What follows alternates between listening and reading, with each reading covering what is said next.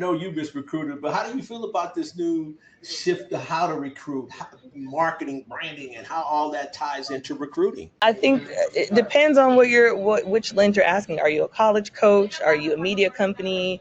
What are you? Because it changes whichever platform that you're offering How about as to. a parent or a girl dad? Because that's who watches our show a lot. And coaches. I've had some coaches on. Yeah, I think my thing is what people fail to realize is that yes, NIL is a part of recruiting, but NIL is a short lived experience if the human experience or the environment in which the athlete exists in is not understanding who they are, if it can't Right. hold it. You have to be able to hold the personality. There are athletes who come from Canada and the UK and other places, and it's a cultural difference. So, what are you doing when you recruit athletes who are not from America? And have different ways that they've lived. How are you integrating all the things that we do in the US and all the things that other people do across the countries, and just kind of understanding like who these people are, really getting to know them, doing your homework like you did, like you're saying on this show. I think them understanding that you've thought about them before they got there and it's not just thrown together. And let's say like if I'm recruiting a girl and I've watched them through seventh grade, I talk about the evolution. I remember when you did this. I remember when you used to wear the two braids or the puff ball. And then they're like, what? You've been watching me for that long? That's so crazy. Because I genuinely love what I do. So I think there's a difference between people who, are late to the party and they understand who athletes are in terms of their elite level. It's too late.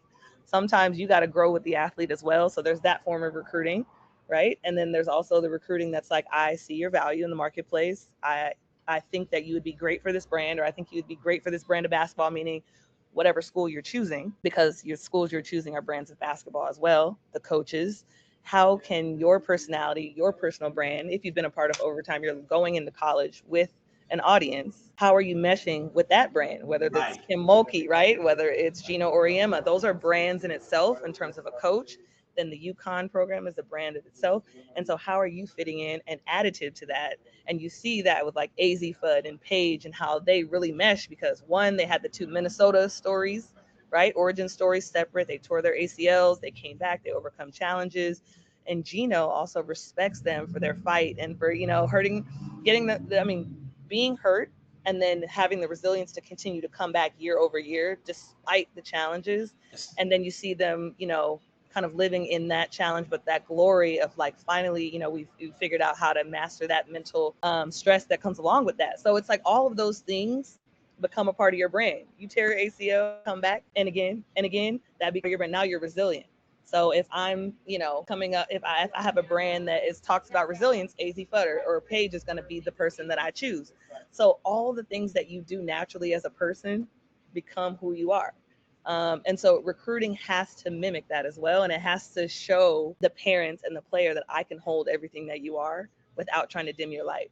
Well, I And think college right. coaches need to understand what you just said about because I get on and I talk to coaches and girl dads of players Yeah. about being able to get to know that person. They don't want to know what you do. They want to know who you are. For Yeah. me, and when I say they want to know what coaches, you can tell me I'm a family. You can say all this stuff, but I need to know who you are. And back to what you were saying about, I need to know what your story is. Tell me Yeah. what can you do with me here? And a lot of coaches hasn't evolved to that point yet. Uh, They And you know haven't why they evolved haven't to it. evolved?